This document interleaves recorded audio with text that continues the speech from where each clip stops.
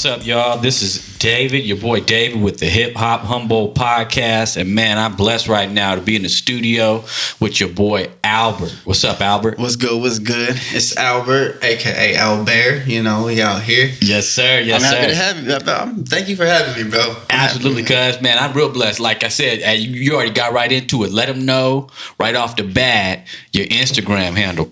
Instagram is Albear. That's just ALBEAR 93. You know. Yeah. 93 to infinity, boy. That's what's up. Okay, you a 93, baby? Yes, sir. Yes, sir. That's yes, what's sir. up. You know. It's that song about them 90 babies, man. 90 babies in hip hop. What it is. 90 babies in hip hop. Like y'all taking the torch. That's what's up.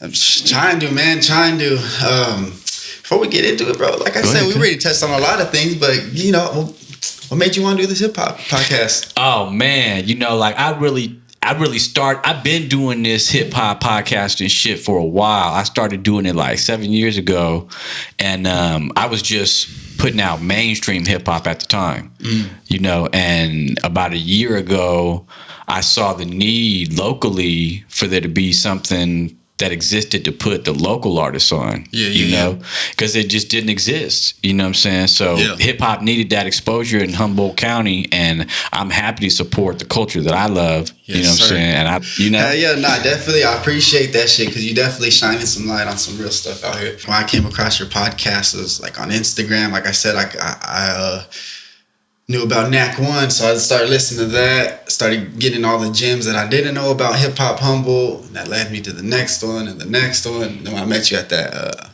Cypher, I was like, oh man, this is a real motherfucker right here. Hey man, I'm just trying to, you know, do my best for the culture, you know what I'm saying? You're doing it right, bro. You're doing it right. Definitely covering all the real people, all the important people you need to cover out here. Hey man, I'm glad to have you on here because you killed that Cypher too, though. That's honored. When you asked me to be on here, I was like, what? Let's go. Let's go. Oh, for sure. Because, you know, I'm just trying to make sure that, you know, up in Humboldt County, the culture is getting respected from the legends who I've interviewed, you know what I'm saying? And all the way to the folks that are coming up, you know what I'm saying? Because everybody deserves their space, you know? Yeah, like I said, that ecosystem, bro. That ecosystem. When y'all out here feeding each other, eating off each other, you know, if you're a part of it, you know, you're going to eat.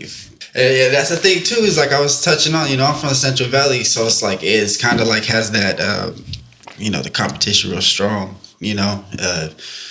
You basically, if you're doing a show, you're competing to get that spot. That's, you know, the spot that everybody's at. You know, you don't want the too early, you don't want the too late. You know what I'm saying? So it's like you're competing for that shit. And when you come out here, you just realize like none of that's out here. It's like, are we working together? Yeah, no. We eating together? Yeah, no. Like if not, like keep it pushing, bro. Because there's people out here working. If you don't want to work, get out, move to the side. You know, because we out here. You know what I'm saying? Hip hop is alive and strong in Humboldt County. And that's the thing, though, is this like. This is the support from all, like I've never felt some support from all the other artists like nowhere else ever. You know, like back home, like I said, I know artists back home, but it's never like love like this. Out here, I can, you know, I'm talking to all these people, and it's like at this point in my life, I never had a playlist full of like my friends or like people that I know that I just like listen to genuinely. I'm like, bro, like my homies are banging right now. Like these people I know are fucking banging right now. So I have this like playlist, Lost by the Coast. And it's just all the people that I've met out here. And it's just like I put them on a playlist, and I'm like, this is things that I just listen to on my own, you know. And it's like I've never had that before. Being out here, it's like, dude, the creative flow is just it's everywhere, you know. And it just feels good, bro. It feels good. And then once you get into it too, people are gonna be listening to you too, and you're just like, oh man, this is something different about it, you know. Something different, the ecosystem. You feel? Always back to the ecosystem. That's one of the cool things about Humboldt County, man, is that, you know, it's a smaller community, it's pretty close knit, and with hip hop, you know, like people are collaborating, you know what I'm saying? And you brought up a good point, man. Like even like let's just take like a legend who's been on this podcast before, Highway, right? Like Highway collaborates with, you know, just everybody in the community because he's just about keeping the culture positive, you know what I'm saying? Moving the bar forward, you know what I'm saying? Like, and that's the kind of thing that we need in a small knit community. Yeah. You know? Yeah. Yeah. Yeah, definitely. I always heard it too. You know, it's like if you're gonna be, you know, you're gonna do hip hop for, you know, if you're gonna be in the game for a while, you can't be hating on the next person that's younger than you. You know, once you get that point, you gotta help the next, you know, the kid younger than you up. Yeah. You know what I'm saying? And, Facts. you know, I'm gonna be hitting 30 next year. I'm 29, so I have all these kids back home that, you know, like coming up, it would be a little different. You know, you have to like prove yourself to the older homies that you gotta get on the mic, you know. But you know, I had these kids coming up. I had a microphone in my room and coming up. Hey, can I record a song? My little cousin, can I record a song? Dude, yeah, of course. Come in. You know, I ain't gonna hold nothing for you. Come in, record. And like, I look at them now. All these kids are making me proud because back home, these kids that were coming to my room trying to record are like doing shows. They got bands. Like my cousins, you know, my little cousins, they're doing music out in the cities, and like it's making me proud, bro. Because coming You up talking from Fresno? Yeah. Talk about it, cuz. Okay. Yeah. That's All right. what's up. So yeah, I'm from the 559 area. It's well, Farmersville to be exact. You know, Vardemans put on for the set. You know, it's the home people, home team. Got to say that one time. But it's just like 45 minutes south of Fresno. It's all one thing though. It's so small. Oh yeah. But you know, growing up, it was mostly like gang activity. So it's like I'm looking at my uncles. My uncles are gang members. My cousins are gang members. They're all here, blah blah blah blah out there, blah blah blah. Seeing so much shit growing up. So I didn't want anything to do with that. I got into skateboarding. I got into smoking weed. I was like, man, fuck all that other shit. Like this is what I'm doing. Mm-hmm. And of course, you know, along with that, hip hop's tied in with skateboarding, hip hop, graffiti. It's there no matter what. Yeah, the pillars. Exactly. And I don't know. I'm gonna go back to the beginning. Hell yeah. Because I was like probably like 4 years old. My sisters had a Bone Thugs VHS tape. Oh shit. So that's the hip hop. All right. So we go. You know, I feel weird because when everybody talk about hip hop, they're like, "Oh yeah, I came up off the East Coast. You know, I came up off the Wu-Tangs and like all these lyrical shits." The hip hop that I remember growing up off of is like some gangster, like, you know, Bone Thugs, 3 6 Mafia. Like that's the shit that like my sisters were playing. My brother was playing. My brother was on like DJ Quick. You know. Oh yeah. So that's all the shit that I was growing up on, and then I got to a certain age. I was like all about the rock. Nah, I'm gonna be on the rock shit. So I tried to play guitar, try to do the drums. I was like, man, I don't have the time for this. You know, I don't. My brain's moving too quick for this. One thing. How old were you when you were into the rock era? I don't know. I'll say I was like about like 8 to like 12. Oh, that's young. That's I was in it though, but I was like into that shit. Like I used to be made fun of wearing like band tees at school. And it's like you look at every fucking rapper now, they got a band tee on. You know what I'm saying? Yeah, but it's like I was all into it. But like I don't know, bro. And I would always feel weird because I'm like, oh, I want to like rap, but I like rock. But I didn't think I could like both or be like have my foot in both. Mm-hmm. And I'm like playing these, like trying to play the guitar. I'm like, it's not working. Trying to play the drums, it's not working. Trying to play this, it's not working. Pick up a fucking pen. I'm like writing shit down. Okay, maybe I like writing, you know? So I'm starting to write this thing, writing these poems, writing this thing. Okay, I can make it bounce.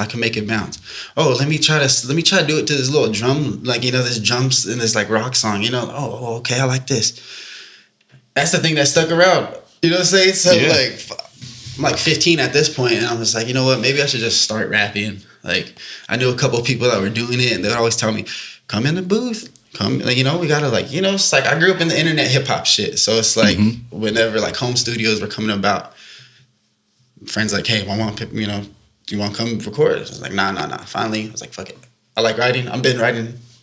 Do it. Let's do it. Yeah, and in Fresno, I bet it was popping, right? Yeah, it's crazy, man. It was yes and no. Yes, to the point where it's like you get all these different acts that come in. You know, this because it's like the middle of middle of California, and 4 hours from the Bay, 4 hours from LA, and so it's like you get all these different acts from the Bay Area, from LA, you know, and all these different sounds, and you know, it's like subgenres, you know, and whenever like real, like, you know, like people that I like would come through, it would be kind of light shows, but the people that would turn out, the shows that would turn out would be like mostly like gang shows, you know what I'm saying? Like if the, you know what I'm saying, the gang rappers pull up, you know what I'm saying? That's when the fucking shows would get heavy out there. The sets are pulling up. You know. And so, my sister worked for a radio show, and her husband now, he was like a voice on the radio show, so he used to take me out there, you know, and I gotta like meet like, you know, Too Short at a young age. But, wait, say that again. I gotta meet Too Short and all them, but shit. But yeah, let me get back to this. So whenever I'm like doing this rap shit, my sister catches wind of it, so she's like, you know, and I'm telling my you know, the DJ, you know, her husband is a DJ and shit, and he's like, hold on, I gotta bring you around this motherfucker, you know, like if you want to do this, you gotta be around the hip hop culture, you know. So starts bringing me around to these radio shows. I'm like sitting there fucking 4 hours just watching him be on the radio, you know what I'm saying? And I thought that was the fucking coolest thing ever. I'm like, bro, like, and that's when I realized, like, bro, like I want to do this shit. Like I see these people coming up, like it, like, you know, like they were like, those were like my like superheroes, you know. Like those are my superheroes. Like seeing all these people coming up to the radio show, talk about their mixtape, talk about this. Were you talking about PA, Planet Asia? I actually got into it when I was in high school. This was okay. I was in like junior high around this time. Like, you know, when they were taking me to the radio shows. And 13, 14 is like about the time I was like, all right, we're gonna do this. Like I remember my first song, Made Out of a Closet. I was like talking about like skateboarding or something. That's the only thing that was like relevant to my life at the time. So I was like, I'm gonna make some skateboard shit. So I'm like talking about skateboarding, and I don't know, bro. I'm pretty sure you like experienced this too. The first time hearing yourself on a song, you're like, this is crazy, because like my whole life I spent like listening to this shit. And now I'm like, this is my voice on this shit now. Like, this is the craziest thing ever, you know? Like, and that's, you know, and honestly, that's when I was like, it was in my blood after that. It's in my blood after that. After that, it's like, all right, we're going. And, like, you know, it goes all the way back, like I said, to the Bone Thugs, you know, just seeing that on TV, like, just seeing that on those VHS videos that my sisters record. Yeah. Like, damn, these guys are cool, you know? Like, this shit's crazy. Now with the Bone Thugs, real quick, though, what was y'all watching, though? Thuggish Ruggish? What was y'all watching? But my sisters had a VHS with all the music videos on one, like, that's what's I got in trouble for watching that shit, bro. You know what I'm saying? Like, they had all the Crossroads was on there. They did a VHS tape, like a mixtape, like a cassette, bro. I remember, bro, because it was a double tape. My sisters had it, bro. And I was like sitting there. It was between that one. I knew it because growing up, I had the Michael Jackson tape. Oh yeah. And then, you know, I was like, I don't want the Michael Jackson. I want the Bone Thugs tape. Like, give me that shit. I want the Bone Thugs tape. Yeah, I feel you. I grew up on that Motown 25, you know what I'm saying? And then you move past that, you know. And I don't know. It's just something. Bone Thugs tape, that's hard, though. Your sisters are dope, though. And that's the thing, too, is I think about is because I was a kid, but I was already paying attention to the music that, you know, the older people, you know, like around me were playing. So like right now, you know, my music taste is a little bit further because I'm just listening to what my sisters played, my brother played. And so whenever I hear somebody like, Bone Thugs, that's old school. I'm like, Bone Thugs is old school. What the hell? No, just think about it. I'm like, wait, I was like 4, 5, 6 listening to these motherfuckers. Like, I guess to your generation, it would be old school to a point, right? Bro, that's crazy. Hey, and it came full circle, bro, because when I was about like 20, 30 something, I ended up opening up for Bone Thugs. Wait, what? Cause I ain't even here or Fresno? Fresno, full glory circle, shit. Bro. That was one of the fucking best things ever. Like, I was just like, it was like I said, bro, I was like watching them as a fucking kid, and like, you know, if I could see them right there in front of me, like, I wasn't even hyped to fucking do the show. I was hyped to see the show. Yeah, for real. Yeah, that's crazy. Yeah, it was definitely how everything happened was just like a blessing, you know, like. But yeah, I was just like, bro, this is a full fucking, you know, and then we're at a fucking brewery called Full Circle. Like, this is crazy. That's crazy, man. How old were you when you opened up for Bone Thugs? Like 15? Nah, I was like, that was already like 23. Oh shit, okay. I didn't really start. I was doing shows like 16, 17. I was with this little like my boys, you know, we had a little rap group, you know. Talk about it. Yeah, around this. So after recording with my homie, they were on some other shit. They just had a microphone. They want to do some like pop shit or something. And I'm like, nah. Like I was already hanging out. Like in junior high, I was already hanging out with people in high school. You know how the streets is. You know, you be out there with everybody. If you out on the streets, you out on the streets. But all my friends were older, so by the time I got to high school, I was like, bro, I don't want to like do this pop shit with you. Like I did a couple pop songs with you. It's cool. It's fun. You know. Mm-hmm. But I'm not into it right now. I want to do I'm into this rap shit, bro. Like I'm listening to this. I'm listening to rap. I love the rap. And of course, all the stoners, street people. My buddy Curtis, you know, his mom ended up getting them full setup, and he was like, "Bro, we're recording here." Okay, we're recording here. Fuck, y'all listen to the same music I do. It's inevitable. Like we listen to this. Like you know, this is what I'm interested in. I want to be talking about this shit. You ain't gonna stop me from saying what I need to say. Mm-hmm. This is the spot, bro. This is the spot, and yeah. That's where it was. And that was a time of my life where I learned how to write and be like, you have to be on point with your shit because you're sitting in a room with 10 dudes and they all want to be on the song. Mm-hmm. There's only room for 3 people, 4 people on the song. Mm-hmm. If you ain't got the verse, you ain't gonna be on the song. You feel me? So that's why I made it. I try to make it a point like, fuck, I'm gonna try to be on every fucking song. Like, you know, if I'm gonna be swinging for this shit. If I don't get the next one, I'm coming for the next one. If I don't get the end, that's what it was. And it was like a friendly competition. You know, it's like, you know, it's not in no like beef or anything, but you're like, brother, you ain't gonna get this one. I'm gonna get this one. You know, like this is gonna be one I'm gonna be on. You know, you sit there, you try to make the sickest verse. You try to make the sickest verse.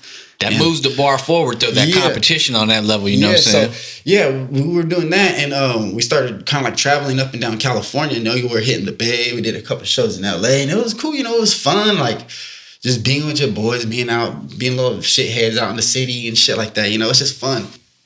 It all comes to a time, though, when you're like, all right, I want to do my shit. Like, this, you know, this is cool. I want to do my sound. I want to do my shit. So I was about like 18 already, and that's when I was like, I'm gonna get my own, like I want to do my own thing. And the first show I got by myself was Too Short, right? I told you I met him. Yeah. So then I ended up opening up for him at one of these big shows. That's crazy. Yeah, bro. It was a cool show. It was a cool experience, and it was cool because it was the first show I did by myself. Like, oh wow. I had nobody. This whole time I've been on stage with everybody, my friends and all that. And this time I'm up there by myself. It's like, all right. This is the time where you really shine, you know, like you gotta turn it on. Yeah, make it or break it, because when you got like a crew, you got other people to like look at. But when you're just like one solo, like one false move, one false step, one false word, like everybody's gonna catch that shit because there's only you on there. You're the only person being scrutinized up there like exactly, that. Exactly. So it's like, all right, I gotta be on point with this shit. I gotta be on point with this, you know, and.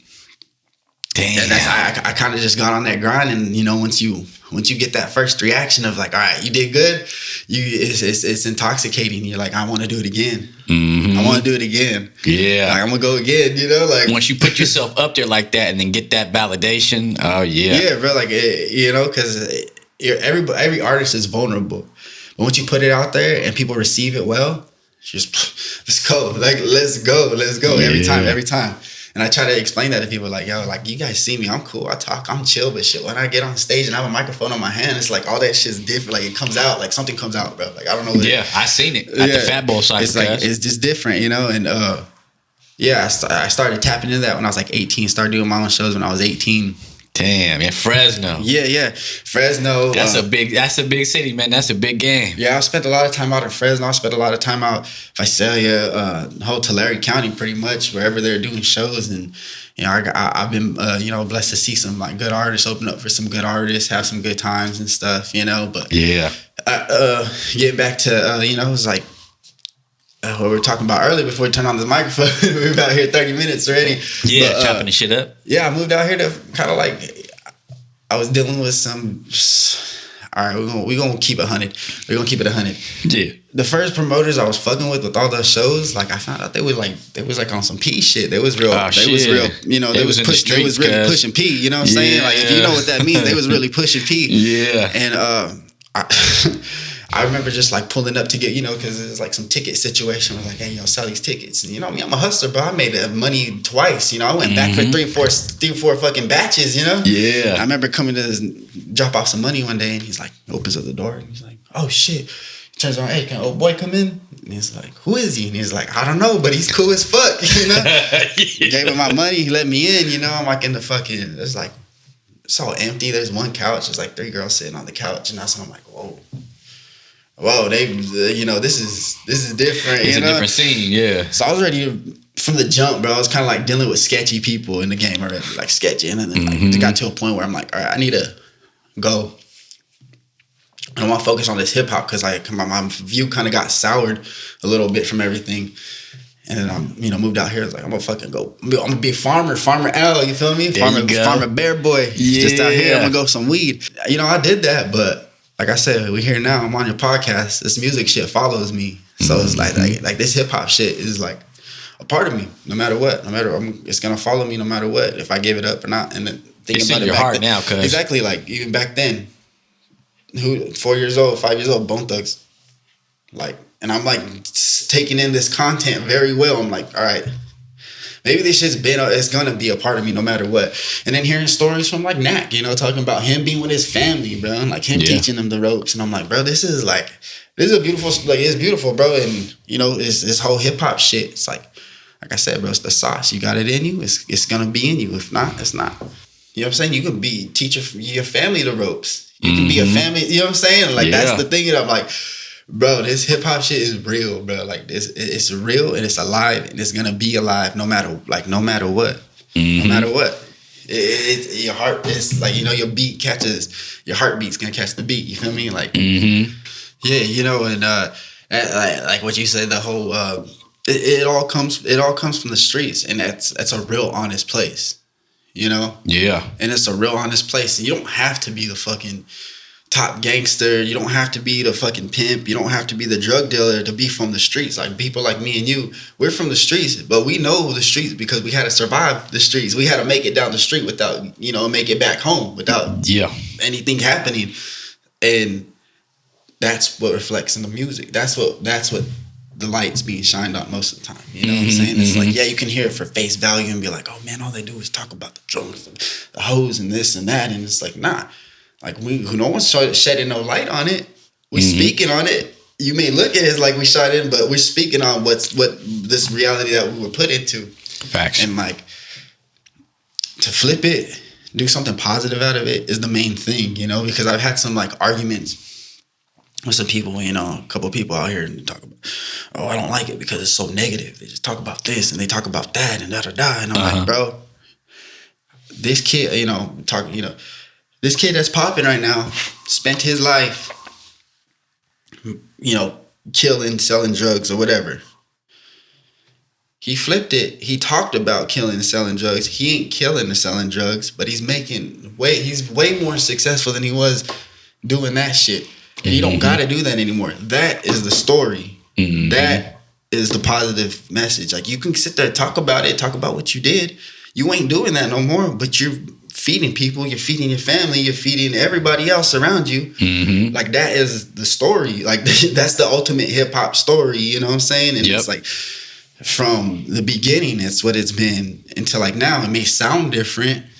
It may have a little different swing to it. But that solid message that is there, you know, is like, you gotta, you know, we're doing what we can, turning nothing into something. You know what I'm saying? We're turning nothing into something, make something out of what we were given, basically, you know? Like, we can sit here and talk all day. Let's talk on a beat. Let's make some money off it. Let's get some people moving to it, you know? And that's the whole, that's, you know, hip hop is life, bro. Like, hip hop is there. It's life. It's facts. You know, it's alive. It ain't gonna go nowhere. And like you said, look how much it's evolved. Like this little thing that we try to be neighborhood stars. It's evolved, bro. Like, you know, it's got some kids out here like making these like pop hits, but you listen to, bro, the bass, all that shit. They sound like a hip hop beat. Yeah. It like a hip hop beat. You know? Like, they took it. You bring up a good point, man. That's interesting because I think I said this on a recent podcast, but hip hop, you know, 'cause you're a 90s baby, and so like I grew up in the 90s. I was born in 84. So my formative years was in the 90s, and like at that point in time, hip hop was one slice of the pie of music in this country that was, also at that point in time, grunge was big. You know what I'm saying? Like rock had alternative rock and rock had a big, following and everything like that. There was a big slice of the pie. And then as I grew up slowly over time, past the 2000s and everything like that, like hip hop took over for pop music in a certain sense. Like pop music existed pretty strong in the 90s or whatever. And it's always going to be strong as pop music. You know what I'm saying? But like hip hop and hip hop influence, just like you said, like absolutely not diluted, but infused into pop. So where like hip hop became, on a certain sense, like the new pop. Yeah. You know what I'm saying? Like I feel like like kind of like the Nelly era. Yeah. The early 2000s. I got a question for you though. How'd you feel when you like, that you seen that transition going on? Because, like hip hop's like the street, you know what I'm saying? It's that real, that's a cut. And then you hear somebody like, high shit, oh, I'm going down, baby. Yeah. You know what I'm saying? What was your thoughts on that? Like, because that was like a little switch in hip hop where you're like, all right, we're trying to make hip hop more commercialized, I guess. Yeah. What was your thoughts on that little era? It's interesting that you even bring up the fact of what are my thoughts on it, because for me, like when I think about it, it was almost like seamless in that I was listening to nothing but hip hop, right? I didn't get into rock music until I was like 15, 16 years old. For me, it was like nothing but hip hop. When the award shows would come on, the Grammys, the VMAs, like when the rock stuff would come on, like I'm muting the TV because I'm all about hip hop. You know what I'm saying? That kind of shit. But it was seamless in just that, like I was already immersed in hip hop. That was the only thing I was in my radar, and it just took over. And it was, I didn't even notice. I didn't notice till years later that like, I was like, what happened to rock music? Cause like, like I said, like I got into rock music around like 16. And so for me, that was like 1998 or something like that. Yeah. You know what I'm saying?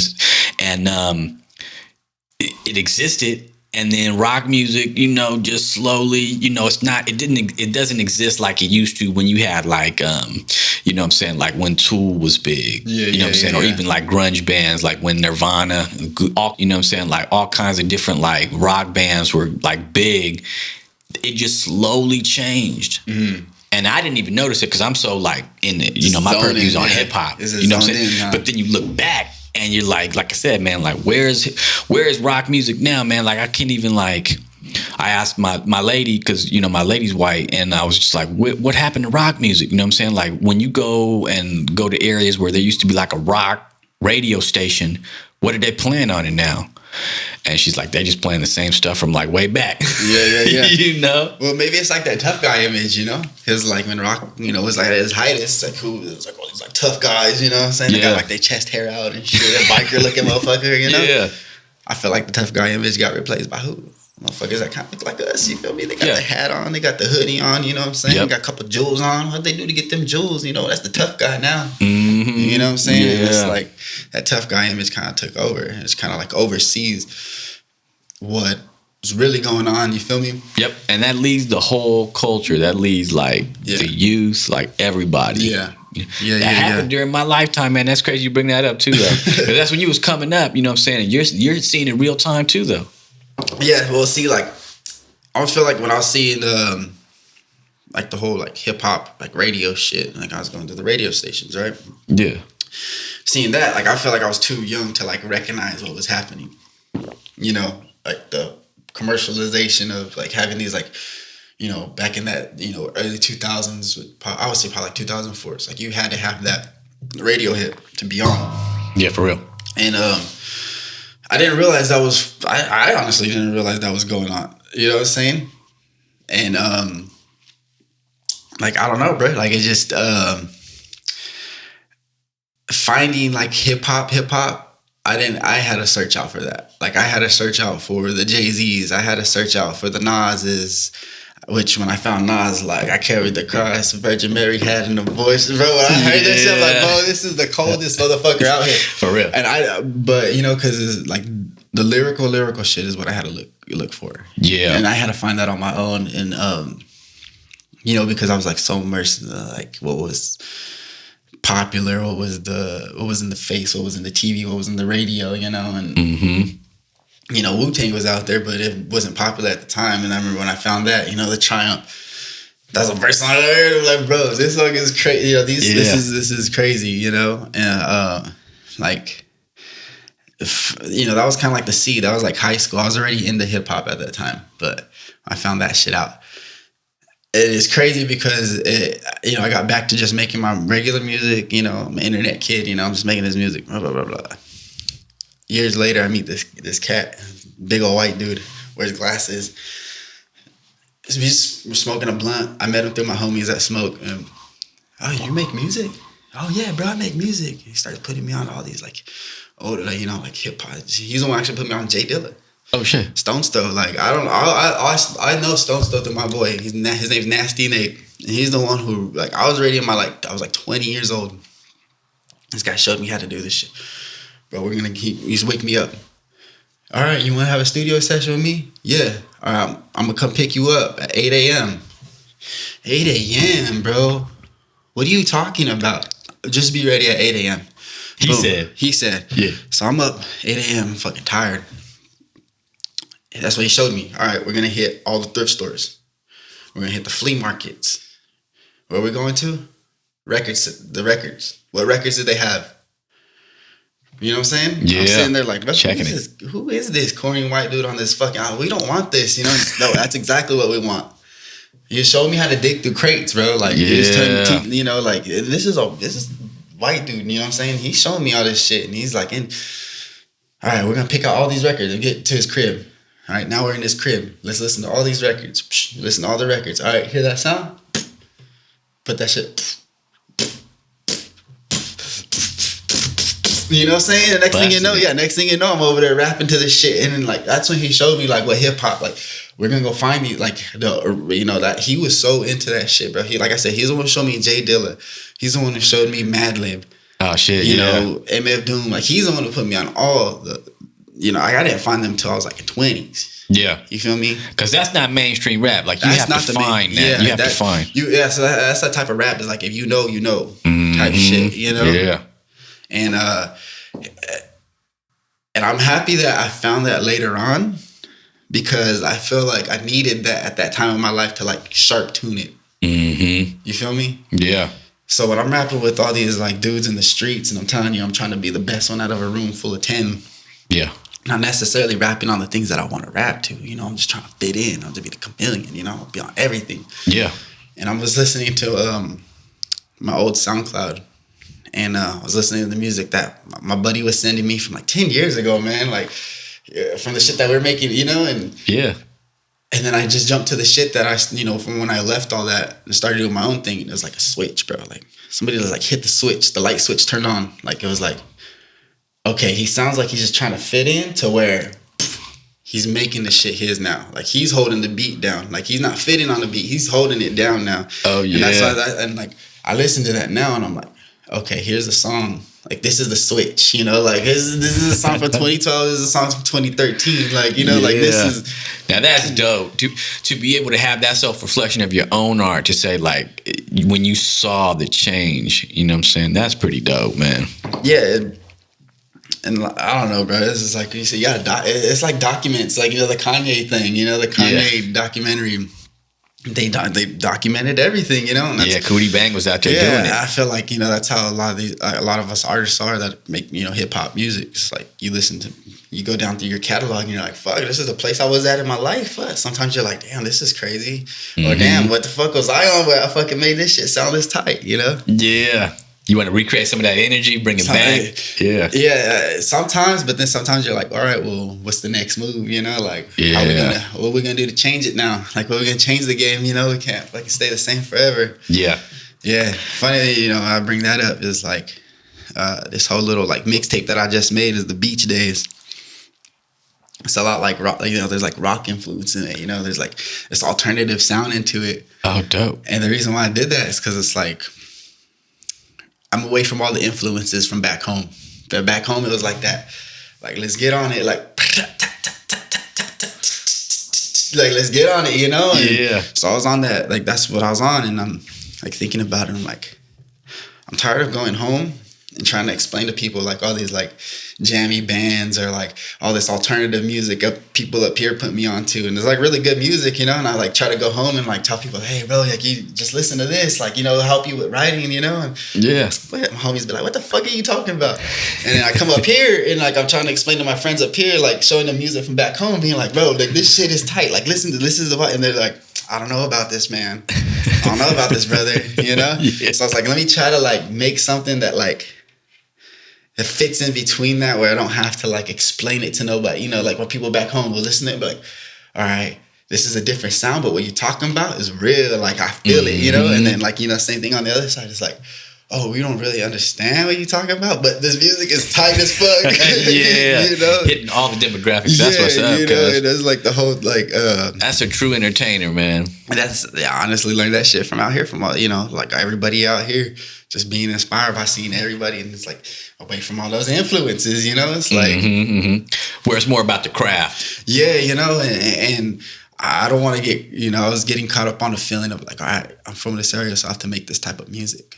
And if I don't make this type of music, people ain't gonna get to, you know. You talking about Fresno? Yeah. You know, I gotta make this, like, it's gotta be hard, but it's got for streets, you know. It gotta be hard for streets, you know. It's gotta be hot. And being out made me realize, like, fuck, bro, like, you make what you want. Like, whatever you're feeling, that should be what the sound is. Like, if you're gonna sit here and feel, like, sad or whatever, I'm not gonna go out here and make a song that's like, what up, bitch? What it do? What it do? You know what I'm saying? Like, I'm gonna take a step back, you know? And, like, that's what I learned out here. And that's why I called it Beach Days, because it's like, I live by the beach now. And I literally was like, I never lived by the beach in my life. So this is, like, the best thing of my life right now. This is like, run down to the beach in the morning. I'm sitting there, like, going through so much shit. I'm just like, fuck it. Like, I'm gonna change this sound, you know. Like, this is how I feel. This is what I'm gonna put on the song, you know. Like, this is what I'm gonna do. That's what's up.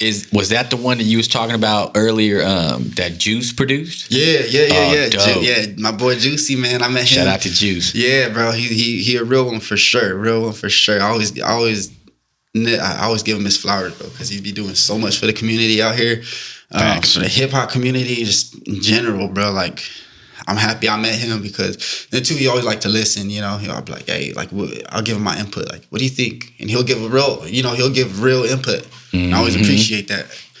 There's money involved with that, bro. There's value in that. So he's really supporting the community. Bro. Yeah, definitely. And like I said, like, I'm just happy I met him, and he was cool enough to like reach back, you know. A lot of motherfuckers be on their own shit. Like, hey, bro, I'm too fly to be talking to anybody. You feel me? It's the whole competition That's vibe. how I for approached him, bro. Like, cause I know how it be. So I approached him in that manner, like, hey, bro, like, trying on some business shit, and he was just like, you know, we cool here, you know, like, just this and that, boom, boom, boom, we'll figure it out. Okay, shit, this guy cool as fuck, and it's been good since, you know. He's one of the coolest dudes in the community. Yeah, and this hip hop community, bro, is like I said, bro, the ecosystem, bro. You gonna work with it, they ain't gonna, you know what I'm saying? And same thing with like the fucking whole Fat Bowl ciphers, bro. Like pulling up to that thing too. It's like everybody can think they're the greatest MC until you pull up to one of those motherfuckers, bro. Yeah, you pull up with your chest out, you know. Someone's gonna go push that motherfucker in. Somebody. It's bro, not easy. It's not, bro. Even you know, like I pulled up and I was like, oh, I seen who was rapping. I was like, all right, bro, we really gotta pull it up now. You know, like we really gotta pull it up now. Yeah, you never know who's gonna show up, cuz. Yeah, whether it be like, you know, sick MCs to Knack One, you know, or sick producers like Juice, bro. It's like Jadon Blackamore step in there. Was he at the one? Man, I remember. It was real close to it, man. He just, you know, he's been doing concerts, you know, reggae artists around here just step in, hop on the mic. Bro, you know? It's crazy, bro. And like, I'm thankful that you got this podcast, because you're shining light on all of that. Yeah. All of that. And it's necessary, man. It's necessary, bro. And like, I be going home and showing everybody all these like songs, and they're like, bro, this, like, somebody from out in Humboldt made this. I'm like, yeah, bro, like there is real shit out here. And you know, I always take it back home, because it's like, this shit needs to be seen from, you know, like everywhere.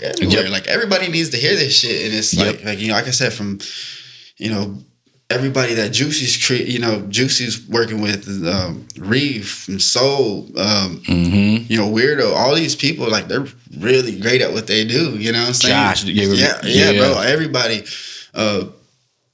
like, everybody from that camp, like I just give them their flowers because it's like it takes a real team to do all that, you know? Yep.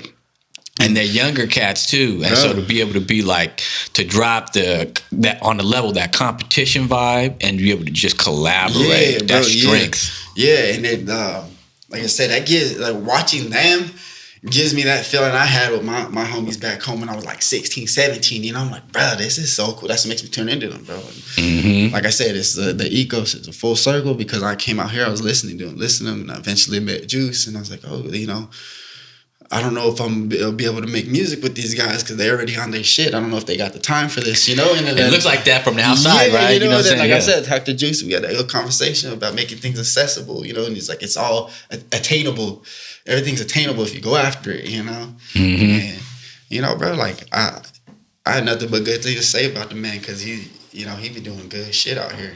Yeah. I fuck with it 100%. 100%. Yep. Shout out to Juice, Eli. Shout out to the whole City Hippie crew. Yeah, bro. Everybody out in Humboldt, to be honest, bro. Yeah.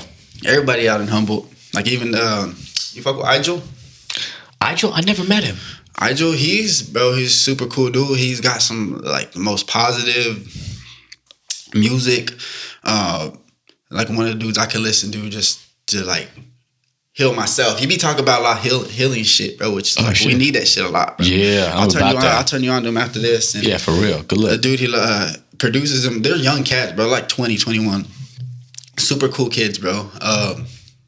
But the dude that produces them a lot, I Love You, Josh. I don't know if you've seen him or seen him around. I follow him, yeah. Yeah, bro. He's like a great producer, bro. Like, he's like already like light years ahead, bro.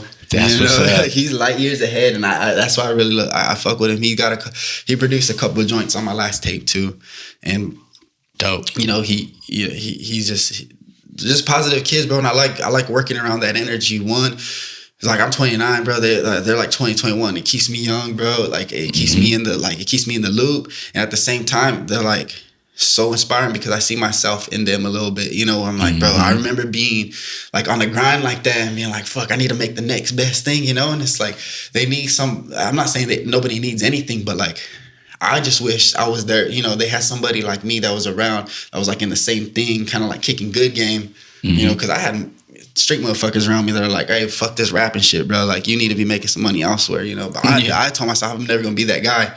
Like, if I want to be around people making music and they're younger than me, like, I'm just do the music every time. You know what I'm saying? And yeah, I fuck with those guys a lot. I do. And Forrest Green too. He moved out back to the Bay, but bro, these are like some lyricists like on another level. Like, and they young, and bro, like, there's no like it's like no flashy shit, just all emotion, bro. And I'll show you, bro. They some real ones, bro. And that's some of the people I really like fucking with out here, cause like I said, it gives me that feeling of like, well, first we started rapping, you know, like we only, you know, like all the extra production shit, like this is just the meat and potatoes, you know, like the raw meat and potatoes. Let's go. Like, that's what's up. Yeah. It's good to have those kind of elements out here, man. Like, we really need that. Like, something else. I'm just, just putting it out there just because I always do, man. Like, another outlet that exists around here is Word Humboldt. So I don't know, like, I mean, when you're an MC, and it sounds like, you specifically said on here, like, you're about writing your bar. So you're a wordsmith. You know what I'm saying? Like, wordsmiths around here typically have, like, a good, experience at, I want to say always, have a good experience at the Word Humboldt, spoken word, like poetry jams. You know what I'm saying? Because you get up there and like folks are like into, the words. They're listening to your bars. You know what I'm saying? So like, if you ever get a chance, head over there, man. Like, you'll enjoy yourself, Yeah, bro. I like doing the shows, but they're more terrifying to me than any other show, bro. Like, you can put me on a stage, thousands of people, big speakers, the lights or whatever, and I could be just fine, bro. Like, well, you fucking have a small room.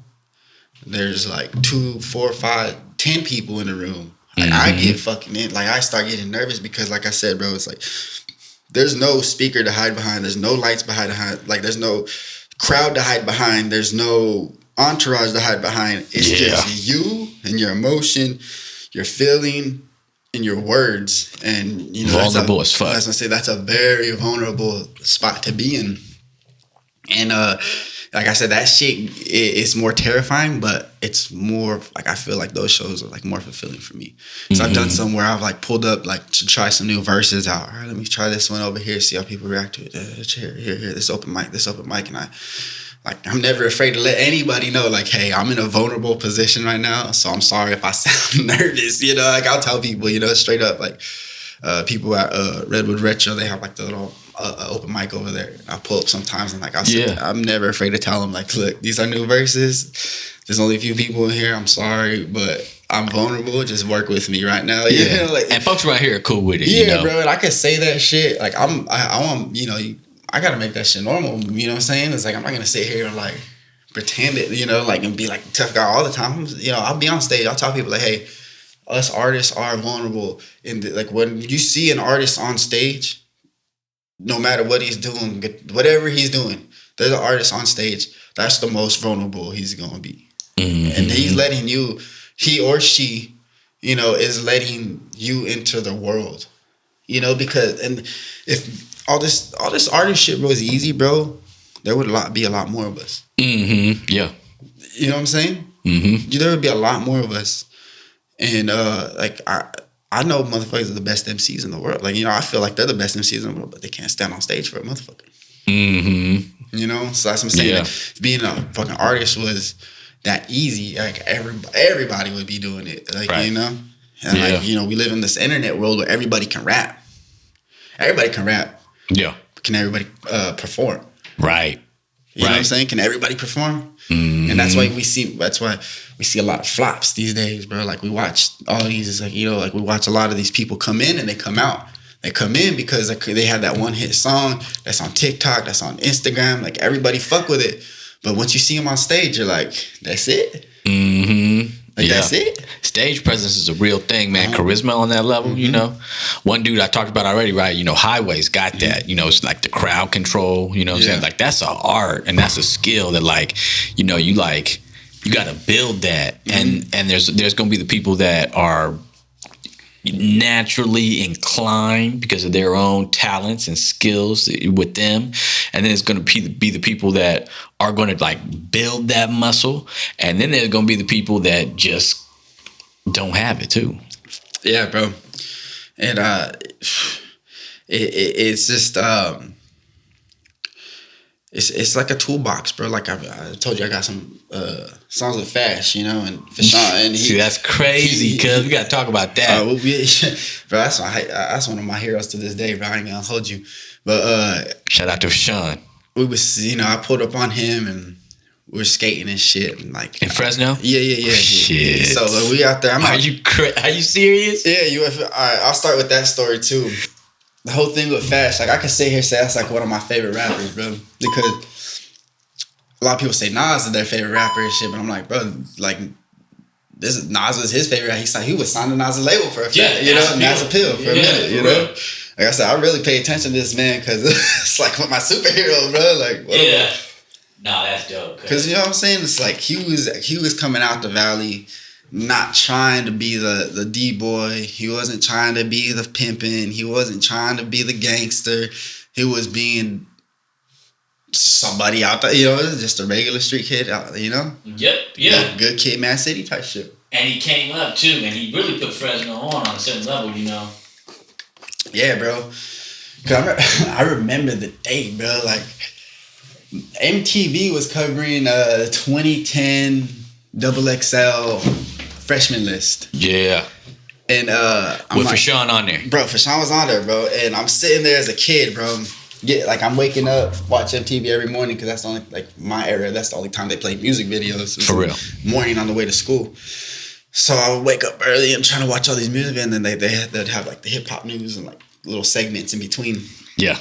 And I just remember like I'm getting ready and like, 2010 freshman list. We got like Wiz Khalifa, Pittsburgh, Nipsey Hussle, you know, LA, Slonson, Fashawn, Fresno. As soon as I heard Fresno, I was like, wait, what? Turn that shit up. And I'm like sitting there watching it, and like I see the list, and I'm like, all right, let me get on the internet.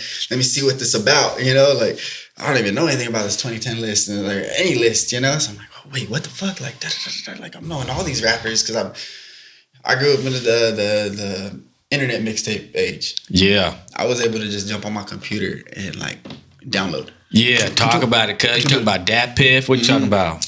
Dat Piff, there was live mixtapes. There was Yep. what was the other one? Fuck, man. There was so many, but I used to be on that shit religiously. Like, you wake up every morning, what mixtape we got? What mixtape we got? Yep. But yeah, we'll go back to the fast thing. We'll get into it, but we'll go back to fast. I was getting on fast through that time, because I found out about that, and then that's when I started getting into the mixtapes. And mixtapes I was just so like, this guy was from the neighborhood, he's from where I'm from, bro. This is attainable, like, represent, yeah. So I went out, did a couple shows, and I was like, man, this is like, I was all about it. Then years later, I have this one song. And we'll touch on it a little bit, but yeah, I got this one song. I'm really happy about it, and I kind of just, I don't know. I did that shit that every kid does. So like, I'm gonna fucking send a message to to Fashawn to see if he responds or whatever, bro. Oh shit! Yeah, I sent a message out, bro. He responded. I was like, all right, we in now, bro. Like, I have to do something about this now, Yeah. It's like, what where you send him a message at? Instagram, bro. I was like on shit. Instagram, bro, and like I gave him the whole thing. I said, bro, I'm a big fan. I'm making music now. I'm real inspired by you, this and that. A lot of people would be like, that's just writing, but I'm like, bro, I'm a kid, bro. Like, I'm a big fan of this shit. There ain't nobody coming from where I'm from that I can relate to like this, Yeah. So I'm like, I got this song. I want you on it. He's just like, give me the whatever, Yeah, this is what we can do to get me on a song. Okay, we can make it work. Send me the song. Send him a song, and he hits me back. Like, oh yeah, like, yeah, I could get on this for sure. And fucking, bro, this is the fucking most like craziest like work ethic I've ever seen in my life. Like, I sent it to him that day, and then he sent me the verse of that night.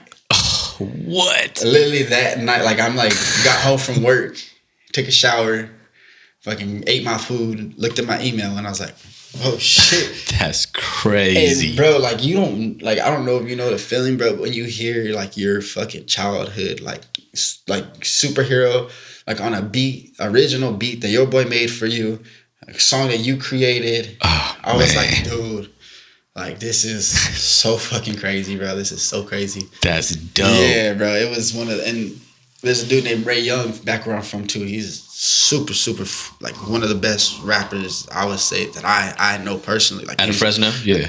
Yeah, out of the Fresno area, 5'5". He's Visalia, but that's just like, it's the same area. It's all the same area. Yeah. But, bruh, he is like one of the best.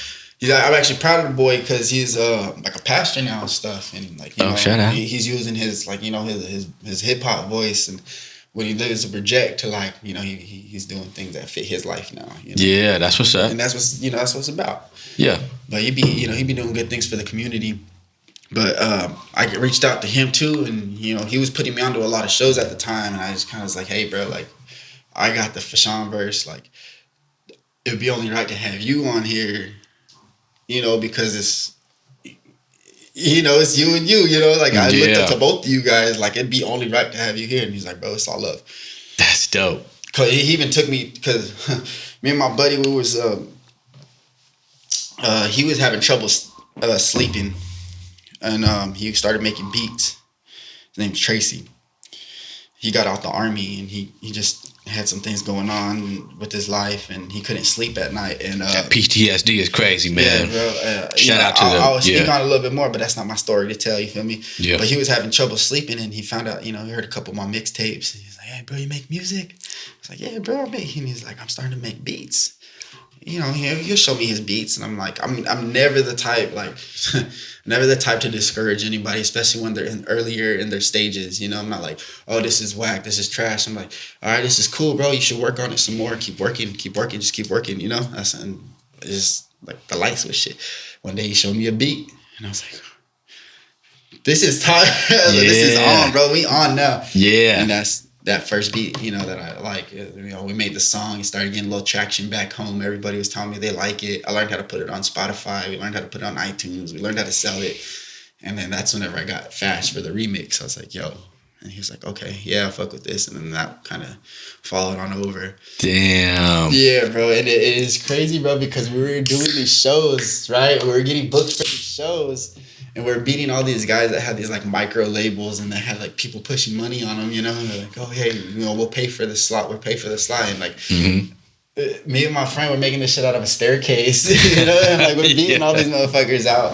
That's crazy. Yeah. Cheers, my man. Cheers, cuz. Yes, sir. That's a dope story, man. Like, you were really holding it down in Fresno before you came up here, man. Oh, yeah, man. We were trying to, man. We were just trying to. And it's like, that's the thing. It's like, we wanted to be hip-hop. We wanted to be a part of the culture without having to, like, follow into the same suit as everybody else. Like, I didn't want to make music for the Norteños because, like, I know there's a certain crowd that comes out. Like, I can easily get, you know, millions of views if I wanted to.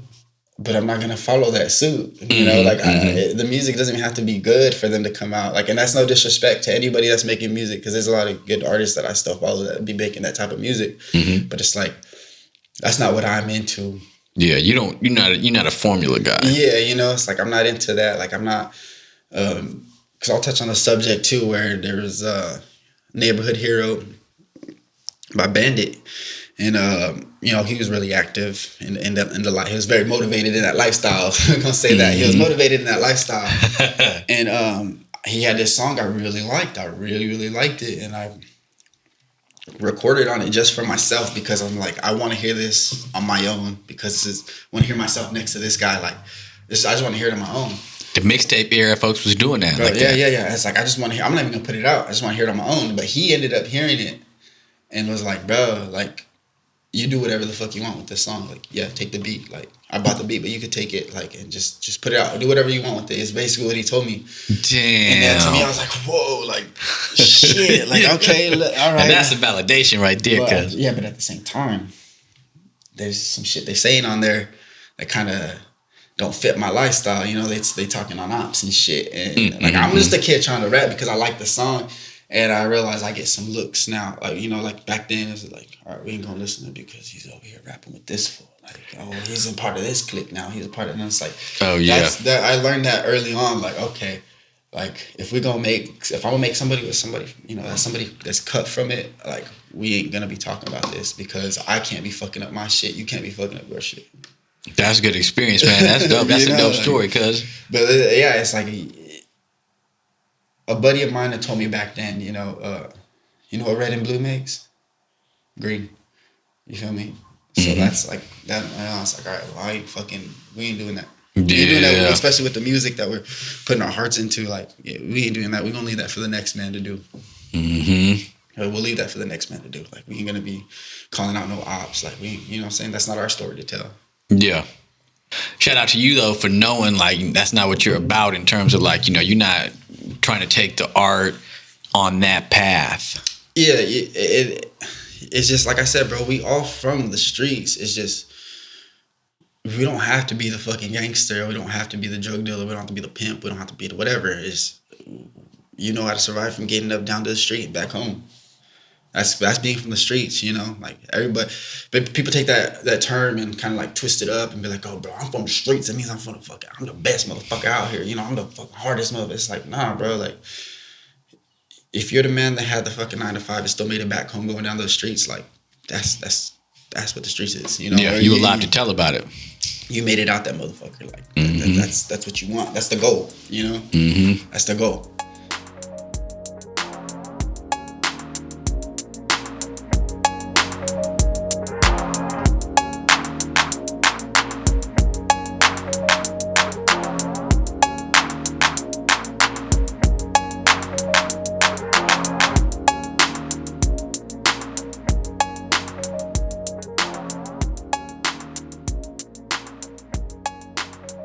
It's like, all right, well, fuck, like I'm not around that, like I could speak on what I know and what I grew up knowing, but I'm gonna put it on this softer sound, this different sound, you know? But it's all still tied into hip hop. I'm still speaking on what's important to me. I'm still speaking on all this. Like, there's still the elements of here. We got, well, you want some 808s? There's still some 808s in there. But you know what? I'm gonna mix it up.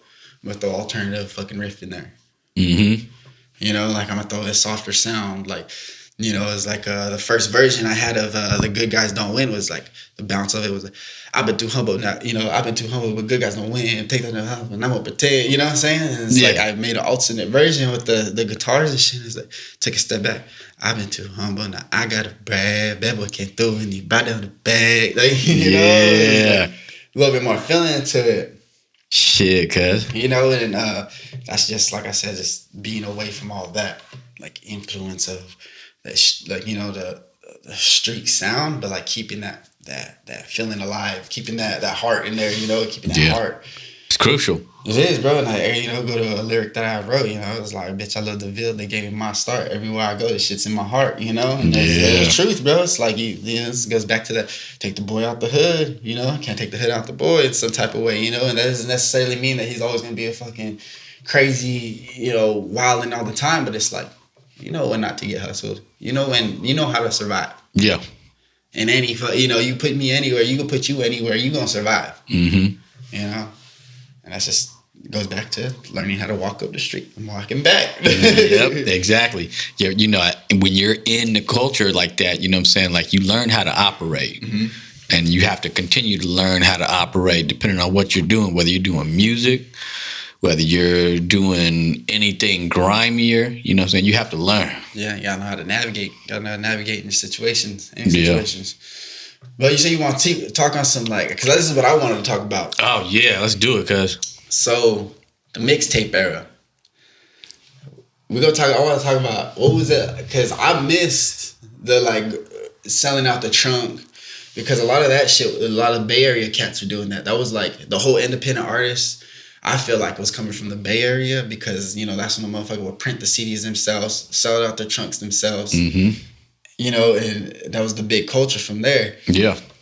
What was the mixtape era like down south? Was it similar, or was it a little bit like, was it less? Was it a lot less of that going on? Yeah, you know, like, I think there's certain spots where you're going to be able to get music and come up, right? Like, you got to know certain blocks to be able to go, and there's just a dude selling all kinds of CDs, right? So you got to kind of like know where to go. Like the dude that got like the black binder. You look through the black binder. Yeah, that or, man, you know, when I was growing up in LA, you know, you just have somebody just on the side of the street, and I mean, man, you got like 300 CDs just like laid out on the concrete on the block. You know what I'm saying? And like, that's how you really, like, that's how you find out like what's hidden.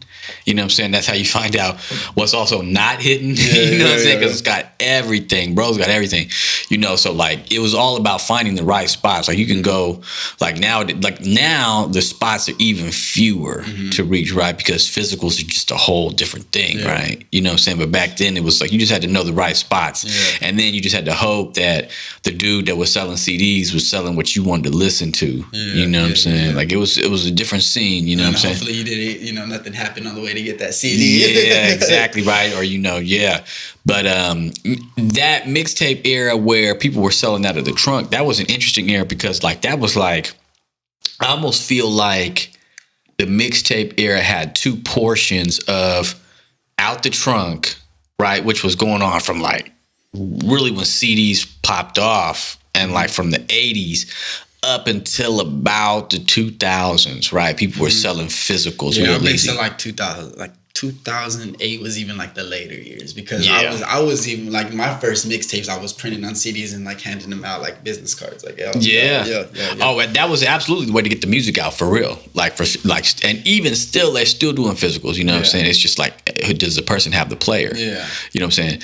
But and then like for me, like with the mixtape era, then it moved into when, you know, Napster came about and download, and then, you know, you had, you know, hey, we all infected our auntie's fucking computer with the fucking virus with the LimeWire and Napster, bro. LimeWire was it, cuz. I fucking gave my aunt so many fucking viruses trying to fucking download Numb featuring Jay-Z, Linkin Park.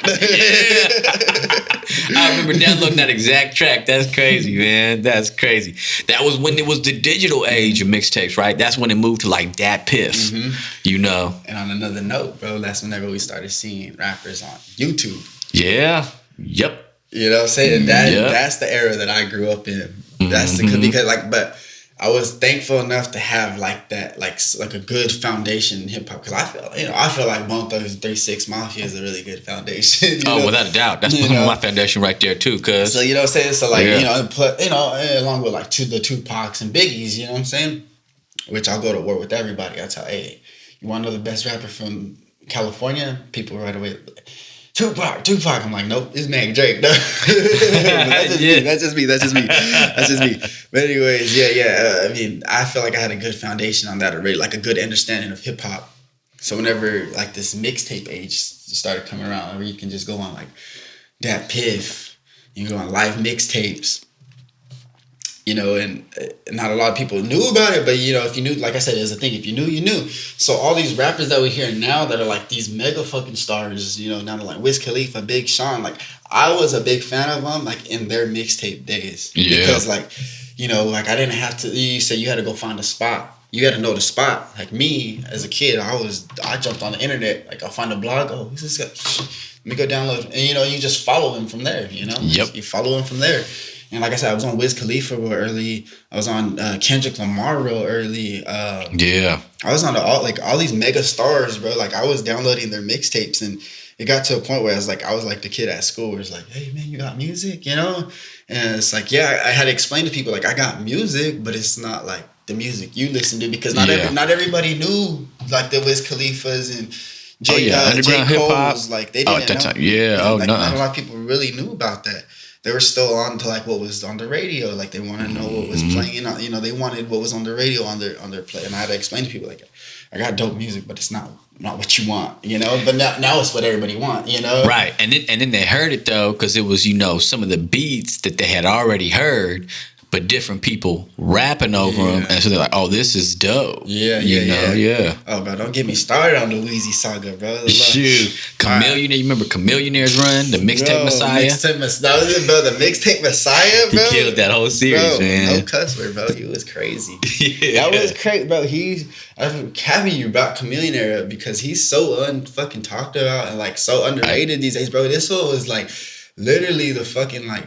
This will change shit around, bro. Like, he was so lyrical, but, like, they were putting him on all these, like, radio hits, bro. And then that was the deadly fucking combination, because they're like, this guy is fucking super lyrical. He's talking about some crazy shit. He ain't fucking saying one goddamn bad word. Yep.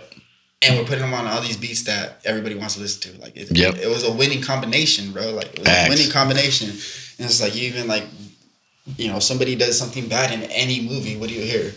I'm riding dirty, but I'm riding. You know what I'm saying? Like, it was a deadly combination, bro. Nobody talked about Chameleonaire like that. I love Chameleonaire, bro. I love all that. Like, I fell in love with the whole like South, bro. Like the whole like grill shining, you know, Paul Wall, MJG. You know what I'm saying? Like, yep. I love that shit, bro. I miss that Glasses Malone, bro. Like, that was a good era, bro. Yeah, for real. The Michael 5000 watts era, man. Right then, like, that's dope that you brought that up, because that's how I actually came up on Paul Wall, was through Chameleonaire mixtapes.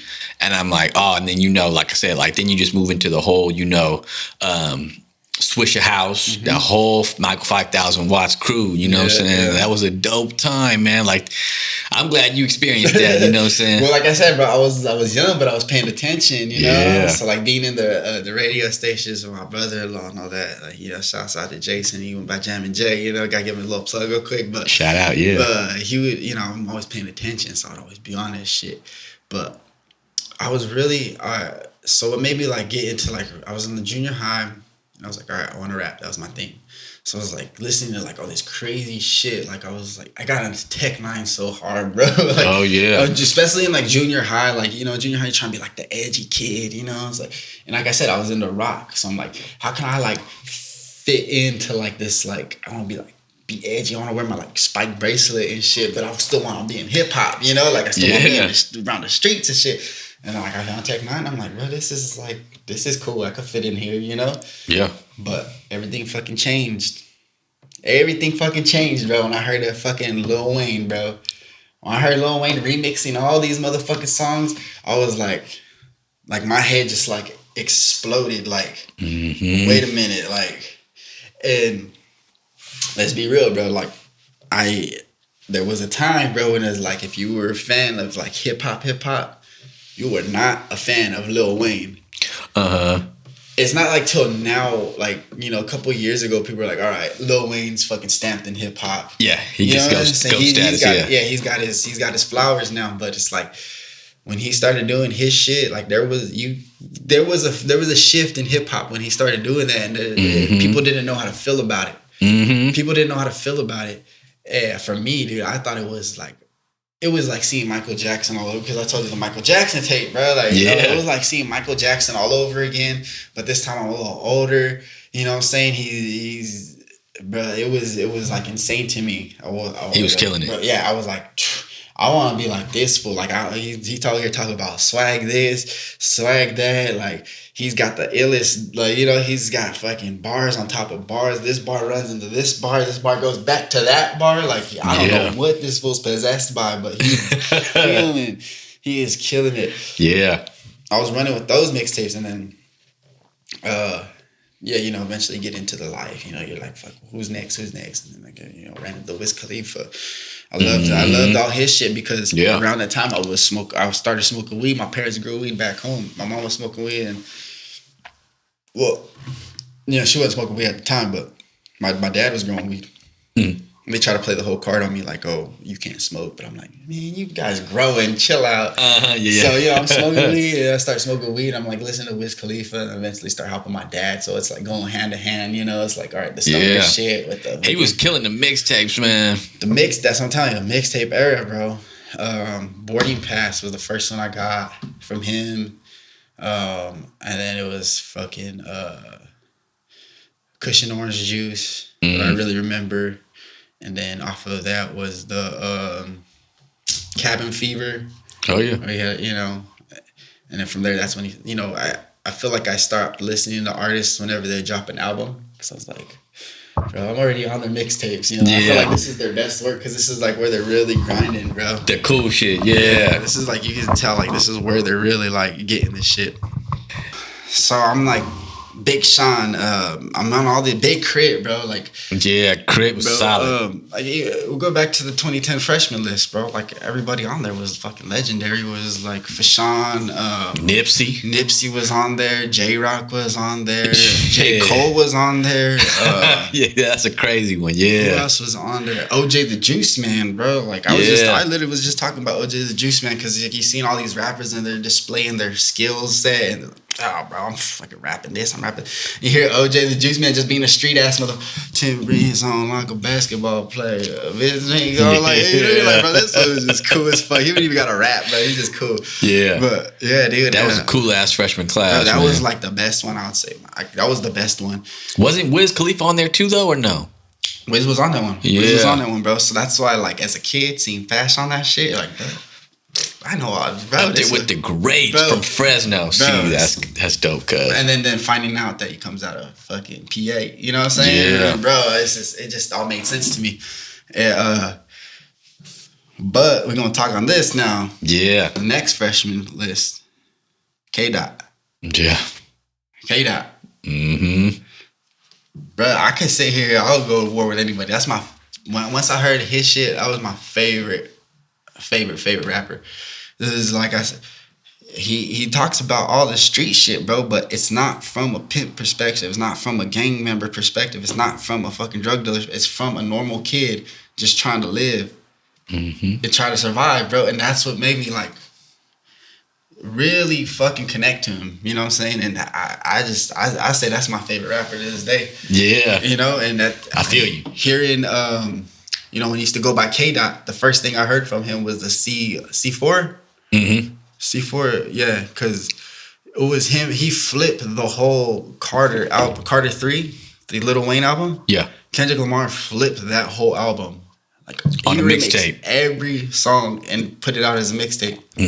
That's when I was like, this guy is the fucking GOAT. Yeah. And then I see him on, I see this guy named Kendrick Lamar on XXL 2010.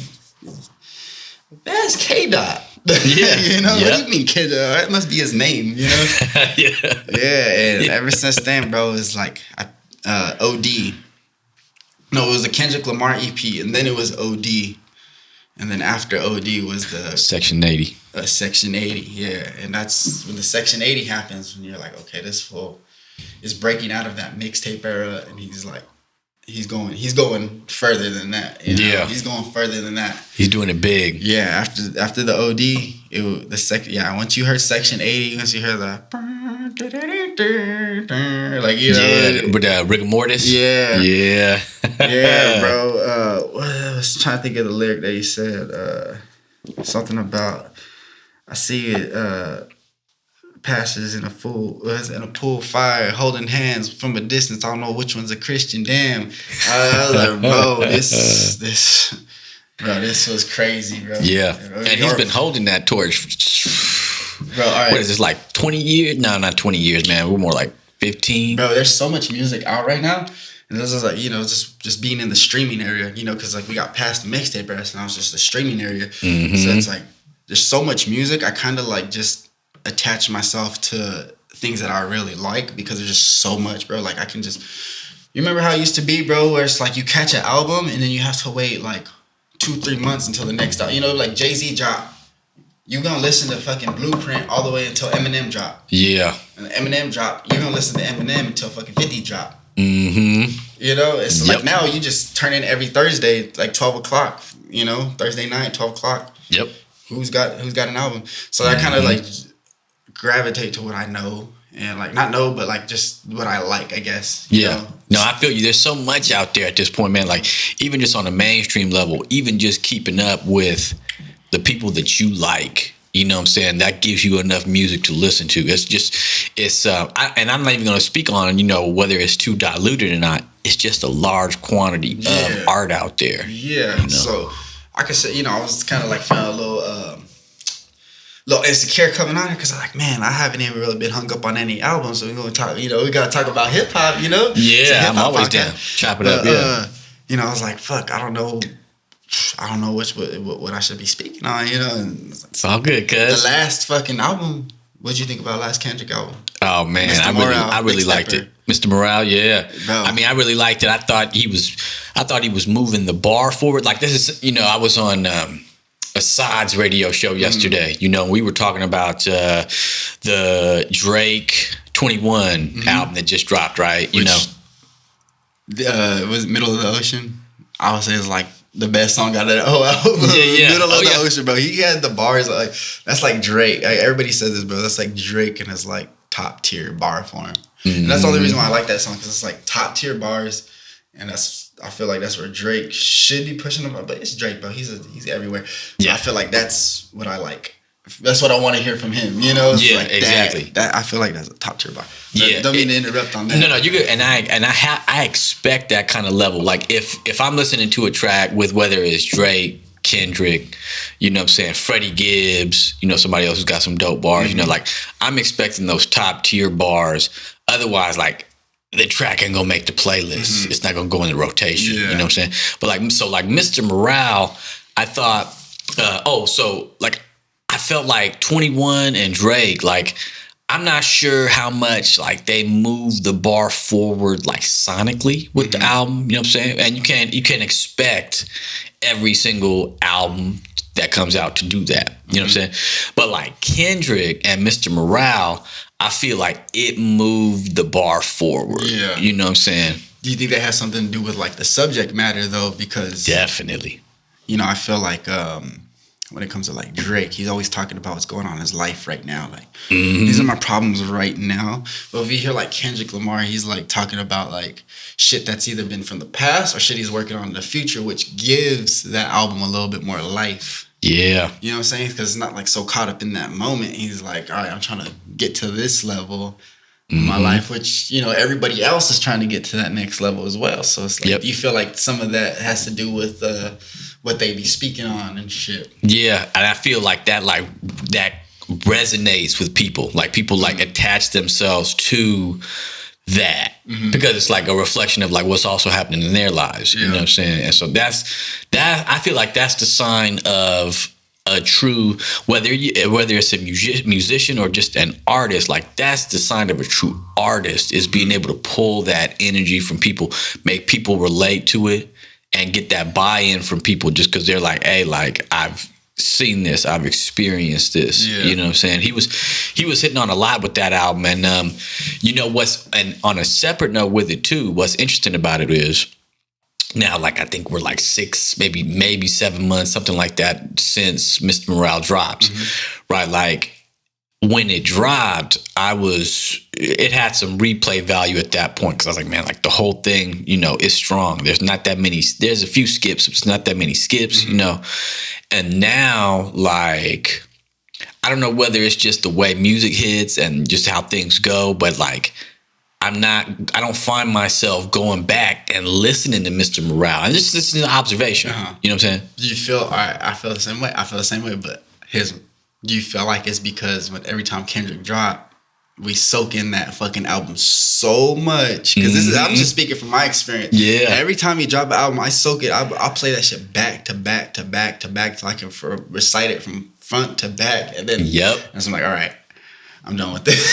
Yeah, you hit it right on the head, cause man, I mean, I probably listened to We Cry Together like 120 times, man. You know what I'm saying? Like, just like, I listened to that album quite a bit for those first few months. Yeah. Like you said, until Lupe dropped. So it was either like 6 weeks, 8 weeks, something like that, between Mr. Morale and Lupe's album, Drill Music in Zion, that dropped this year. Which Lupe, bro, The Coolest was my shit, bro. Man. I don't keep too much on his music nowadays, but he's forever goated for that album, bro. Yeah. You heard the song The Coolest, bro? Yeah. You talk about selling his soul to be the coolest motherfucker out there, bro. Ain't nobody was doing that shit. Yeah. I saw him perform that live within like 2 weeks after that album dropped. Wow.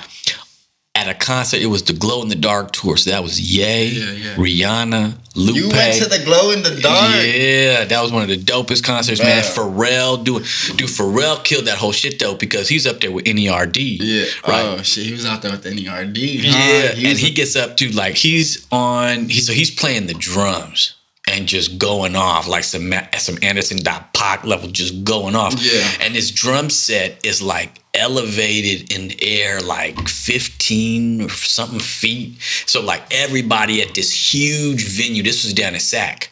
This was, at the time, this was the Arco Arena before whatever it is now. You know, this shit changes now. You know what I'm saying? But at the time, it was the Arco Arena. And I mean, like, he was elevated to where everybody, nosebleeds, whatever, could see Pharrell just going off on these drums. Cause that sounds like a fucking experience right there. Man, it was real dope. Because I wish I had more money at the time to just buy more merch even just from that shit. You know what I'm saying? But Lupe killed that shit when he performed that shit live, like just a couple weeks right after the album.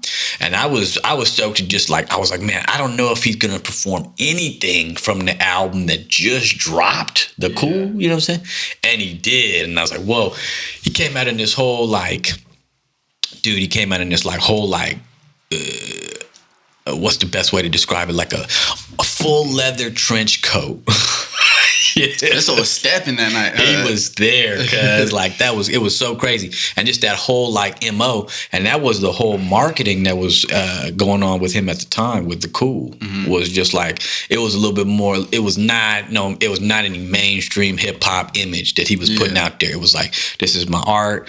I'm coming through on some like borderline like gothic imagery with it, you know what I'm saying? Just and doing like what he likes. Yeah. That's what it's about, bro. It's like you can't just fucking buy the hat, you can't buy the fucking shirt, you can't buy the shoes and just like put on this image, you know what I'm saying? Like, motherfuckers are gonna fuck with you when you're yourself. When you're yourself, that's when you really get accepted in all this motherfucker.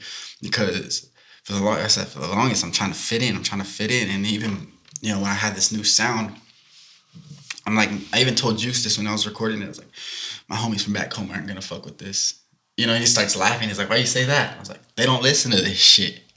You know what I'm saying? They don't listen to this shit. They ain't gonna fuck with this at all. They're looking for hard shit, trap beats. Bro, I send it out to all my homies. Hey, what do you think about this? Each one of them hits me back. Bro, like, you should have been doing this shit from the gates. Yeah.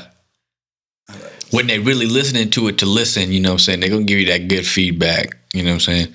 But if they listen, see, when somebody's listening to your shit just to stunt, You know, like they gonna give you that. You know, it's gonna be some bullshit. Yeah, bro, and that's you just like you smell it on the motherfucker. Yeah, you know what I'm saying. Like when you hear them talk, you're like, all right, well, you know what I'm saying. Like you may have the language down, but I don't hear it. You ain't digging deep enough. Like you know what I'm saying. Like just lingo. You know what I'm saying. Like you can smell it on the motherfucker. You know what I'm saying.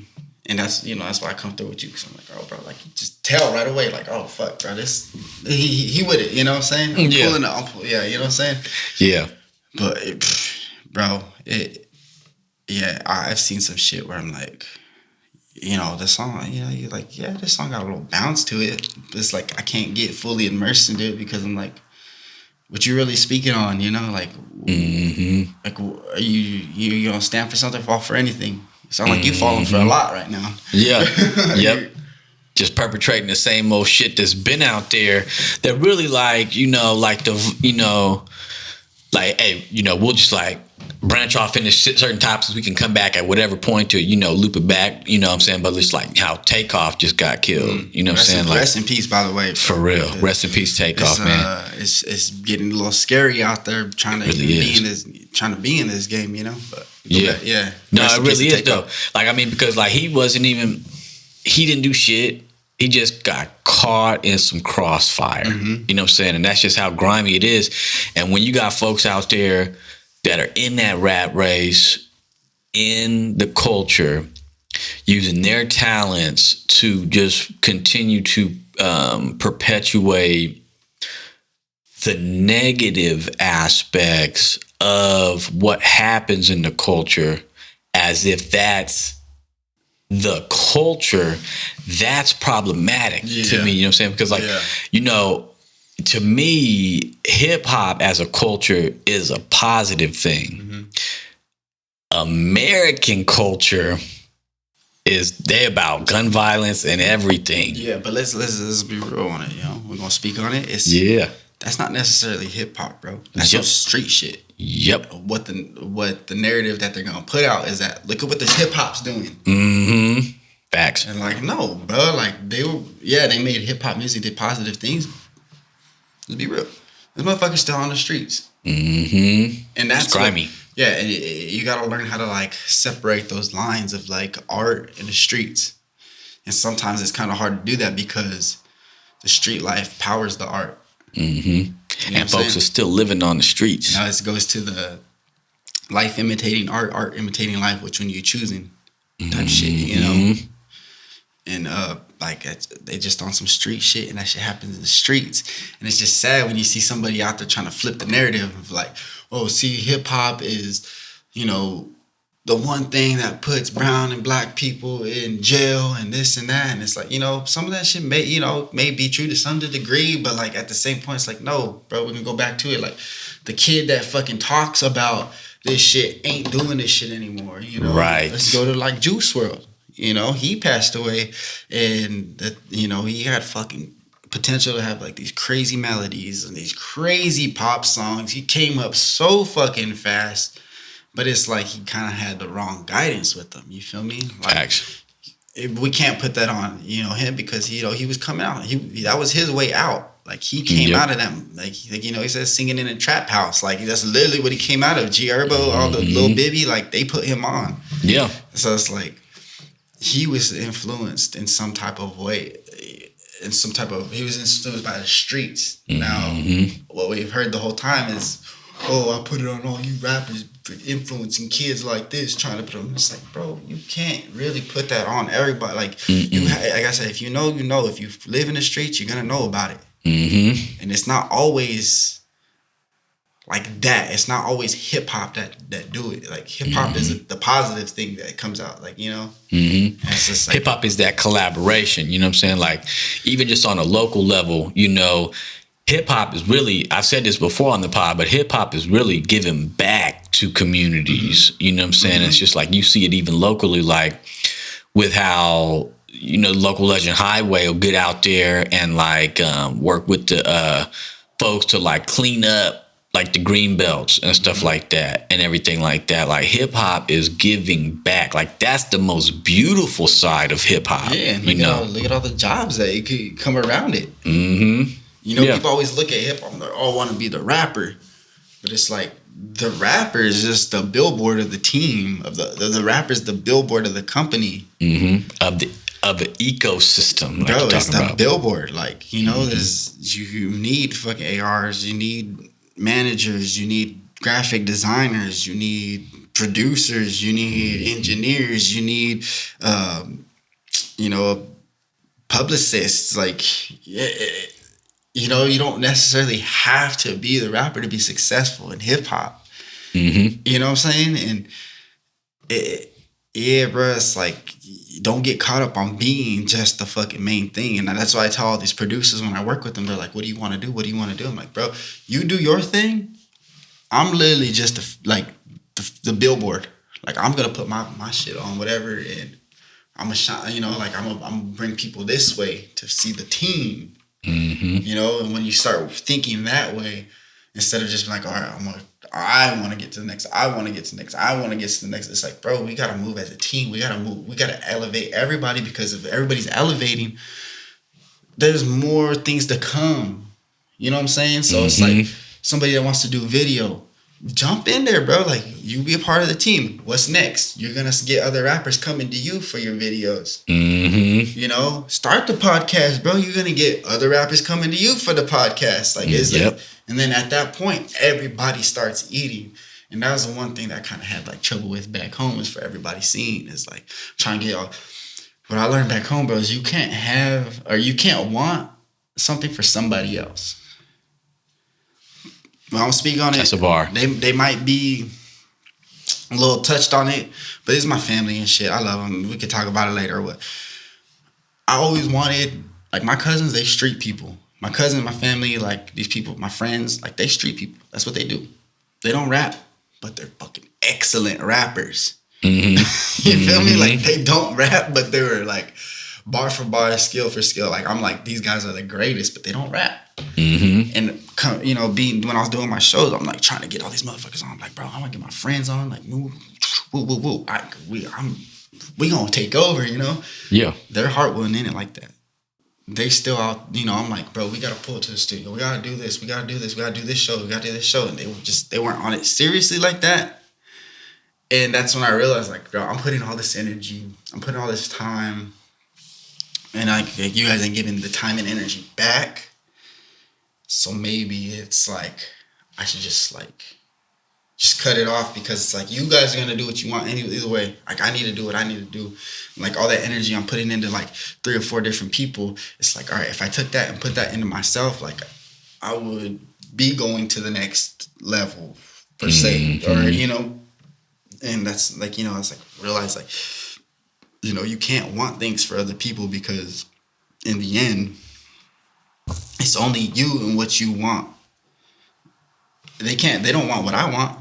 They want something else. And that's what made me like, all right, okay, we in this shit. Like, if you with me, you with me. If not, like, I don't know, bro. Like, I don't know. Like, I can't help in that situation if you don't want, you know, if you don't really want it. And you still got to keep your foot on the gas. Exactly, you know, exactly.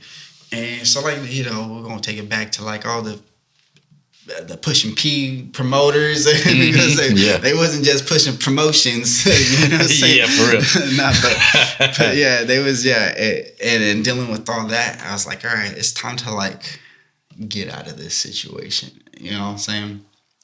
So I leave that, I'm out here, I start making music with a couple friends out there, you know, and it's like, we doing now. We just sipping, you know. I'm gonna say I have a good time. Like, Albert, come rap real quick. All right, I spit a couple bars. Next week later, they send me a song. Oh shit! Look at what we did. And I'm like, okay, shit. Yeah. Damn. All right. Fuck. That's how you guys getting down out here in Humboldt. And that's what it was for a long time, until I was like, all right, let me start making some stuff for myself again. You know, I'm gonna stop controlling it. Yeah. You know, it's like, all right, I gotta shut. Like, I let people know. You know, I've been about this shit. You know, like, I ain't new to this. I'm true to this. That's what's up. You know. Yeah. When we start getting it, you know, start making music again. Start pulling up to Cypher, you know, and little things like that. Yeah, you need to make sure you keep on coming to the Cypher, cuz you killed that last I need to make it back. I need to make it back out there. they're fun, bro. But like I said, they get a little intimidating sometimes. Cause anybody's gonna pull up with their chest out, and then once they see fucking that go on for like 2 minutes, and they see everybody else begin for like 2 minutes, you're like, all right, shit, let's do it. We gotta like readjust real quick. Like, all right, we gonna take this one. Bro, I'm gonna tell you, bro, I was nervous as fuck. I was like, bet, bro, like these fools are killing it, bro. Like Knack does, though. I mean, he's holding that shit down, bro, like it's effortless. It's effortless, and it's like so inspiring to see, bro. Like, bro, like, damn, bro, this was killing it. But then too, we gotta go back to the last podcast y'all had with him. He come from the Bay. What was he saying? It's kind of the same thing with me with the writing shit. It's like, bro, you gotta practice your shit. You gotta sharpen your shit. That's what Fast told me too. And it's like, you know, because I came at him one day and I was like, bro, I don't like when people come with like all these stacks, and when they come, you know, and it sounds like there's 5 or 6 different people on one verse, you know. And he's just like, nah. He's like, that's just their weapon of choice. You know, you go to war. Yeah, it's like you may have a sword, you may have a ninja style. It's your choice. It's your weapon. That's how you coming at it. Like, shit, okay, that's how I'm approaching the game now, you know? It's like, all right, not everybody has to do it. Everybody has their own way. Everybody has their own lane. Everybody has their own way they do things, you know? And that's like, crazy to have somebody like Fash is like, you know, guiding you, man. That's I mean, I wouldn't even say like guiding like that, because we just did a couple, you know, we did that song together and shit. But like, of course, I'm gonna be out there like picking his brain, because like that's a neighbor, that's my neighborhood hero, bro. Like, you know, like, I go hold you. That made it. Yeah, that was my neighbor. That's like I said, nobody coming out to Fresno like that. But I seen him next to like all these big rappers I be getting all these mixtapes from. Oh shit! Like, it's on, bro. And then, like I said, he come from Planet Asia. Everybody know Planet Asia back home. Yep. Oh, everybody know Planet Asia. Like, yeah.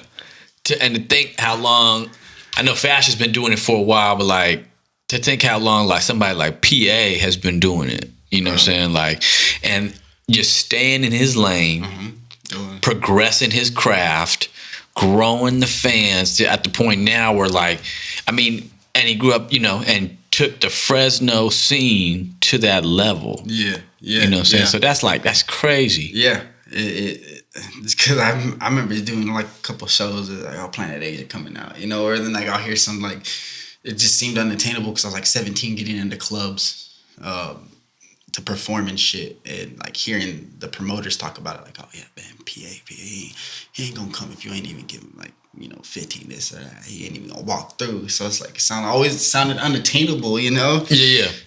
So they make it seem like that. Yeah, but it's like, you know, you like get down to it, you know, like you're like, fuck, bro, he's just trying to help everybody out, bro. If you get down to the meat and potatoes, like he's really about the community, bro. Like him and Fash, bro. Like I follow both of them still, and I see them back home, and they do so much, bro. And it's just make me happy, bro. Yeah, that's dope to see. Did you man. listen? You listen to Heart of the Lion, PA Fash? Which man, oh yeah. It's been a few years now though. Yeah. Bro, that shit came out. I was getting the Heart of a Liar. That was on one of Fash's mixtapes, right? Yeah, that last album he did, bro. You never gave a scrap to the town, no cap. Bro, I'm telling you, I listen to that shit. I love that shit.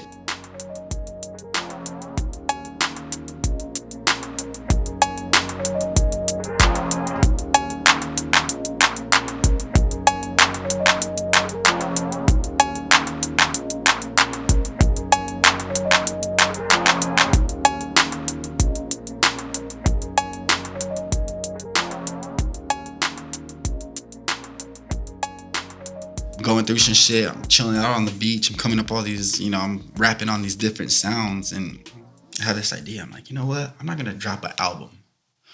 It's like I can take the time and drop the album, and you know, like I'm coming back. Like the reality is I don't have the eyes on me like I used to. I'm coming back. I'm building from scratch again, you know? So it's like, it'd be difficult to put an album out, 14, 15 tracks of a theme that I think would be fitting. All right, how about I break this album? Instead of doing an album, we'll break it down to 3 different segments. 3 different mixtapes, 3 different sounds. You know what I'm saying? It's like this first mixtape was the Beach Days, and it's got like that alternative sound, but it's all hip hop, you know? It's got the alternative sound. I'm talking about some real shit, talking about my shit. It's on just a little alternative sound. So the next thing I got coming is the Ville Days. So, and in the Ville days, it's just me. Basically, it's just me reminiscing of being back in Farmersville, back where I'm from, with the sound from back where I'm from mixed with what I'm coming up with now. So it's like, it's kind of like, the Ville days is like the prequel to the beach days. You know what I'm saying? Oh, okay, yeah. You know what I'm saying? And then right after that is like what I want to work on is the Hill days. Oh, okay, you feel yeah. me? So that's instead of dropping a full ass album that like people can kind of like either pick their best 3 songs out of, like I'd rather just do like 3 little mixtapes. Whatever sound people kind of gravitate towards is like what we gonna be doing, you know? Yeah. So like that's a dope concept, cuz. Well, the Ville days mostly is for like my people back home. Is like I love my neighborhood so much that like I'm not like letting them know that we ain't never forget. Like I ain't never forgetting where I'm coming from, and I'll show you a couple jams from there right now. But it's like I can spit a couple bars, and it's just like, bitch, I love the Ville because they gave me my start. When I'm coming home, they treat me like a star. Fuck the rap shit, dog. I really need y'all. Just trying to get the connect, to get the recharge. Like, you know what I'm saying? Like, and that's the shit that I'm trying to push on that Ville Day shit. It's like just telling all my peoples back home, like, y'all fucking, this is what we started with, but this is what we taking it to. Next, it's like the Hill days, and that's the thing I'm like really be putting the time in. Like I've been out here, I've been doing some growing and shit, and that's when I'm really gonna feel like I'm gonna like dig deep on that one. You know what I'm saying? Because it's like I was just going through a bunch of bullshit for this Beach Days tape. I'll just speak on it. Like I'm going through like a 9-year breakup. Splitting up with my partner, being out here on my own, being away from all my family, just like having a couple close friends.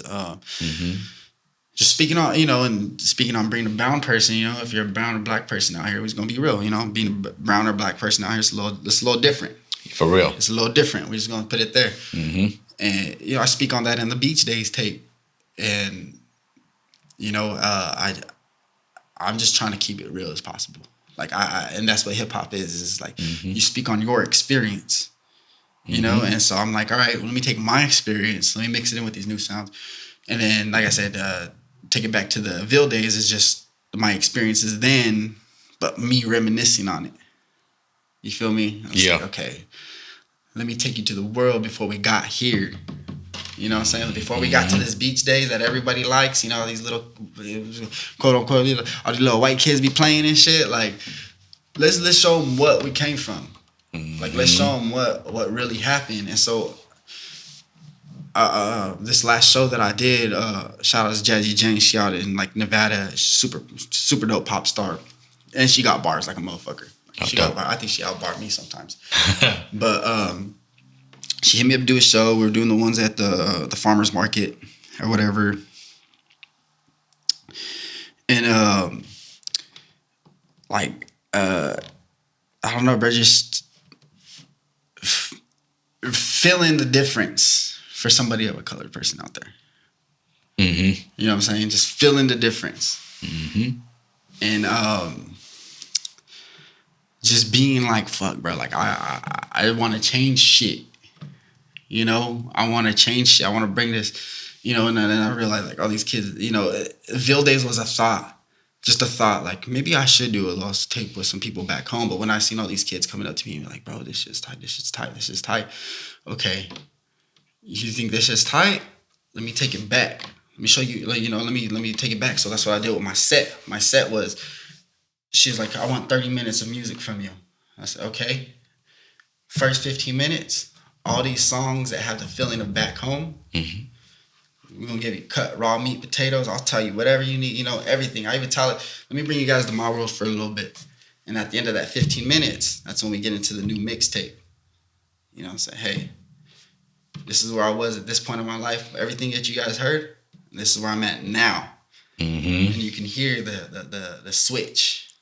Like I said, the lights, you hear the switch, and I make sure to say that on stage, like, all right, everything you guys heard, that's that's where I come from. It's just like, now, I've been chilling in Mad River Beach. I've been smoking a lot of weed. I've been chilling, thinking a lot, and this is what we got now. Break that down, and it's like people fuck with that. People, and they like to see the growth. I guess they like to see where you've been. And I try to put that in my music as much as possible. And it's like, I could be the best. I could try to be the best lyricist, you know? Like, I could be the fucking person that's got the swaggiest flow. But I feel like if I just keep it original and just show, like, from 10 years ago to now, like, and just kind of keep that going, you know? It's like, I feel that it's going to make a bigger statement than just having the fucking hardest lyrics, you know, because I can't sit here and say, you know, there's way better lyricists than me. But when you want to come down to, like, see what I've been through, I'll lay that shit out for you 100% in detail. Yeah. You know? Yeah. And that's what makes as a whole, you know, that's what makes people, I feel like that's what makes my story as a whole. You know, if you look at it from the beginning, you know, like I told you, I've made music since I was 15, 29. I may not be the fucking biggest artist out there, but I've seen it all. Like, I've seen it. Mm-hmm. You know what I'm saying? And I don't really speak on that too much because I just feel like it's kind of a little corny sometimes. People like, bro, I've been in the game for this long, blah, blah, blah, blah. You know, it's just like, you just got to do it, bro. Like, you can talk about it when it's time. We got microphones now. We talking. I'll tell you about it now. Yeah. You know?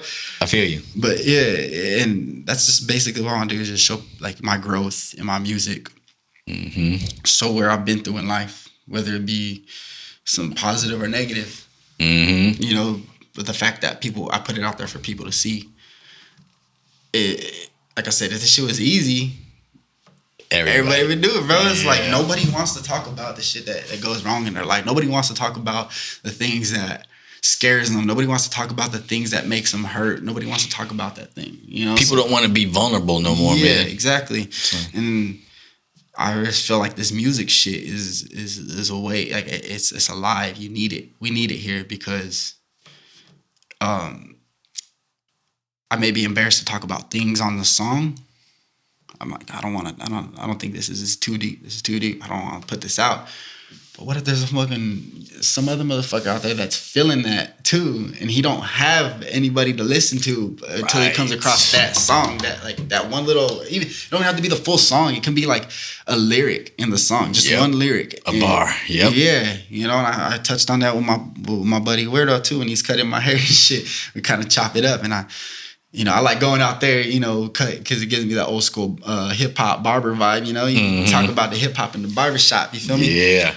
But yeah, you know, we'll touch on that, like, because, you know, he kind of came at me one day. It's like, I don't know if I should be doing this music. Nobody listening. I'm like, bro, even though you don't got like shit, like it's not what you think it is, but there's somebody out there that's gonna hear that and like resonate. You know, you can't just hold that to yourself, because whether it be fucking 10,000 people out here or one person, like, you know, like that's a life you affected. Yeah, let's go back to the Pac.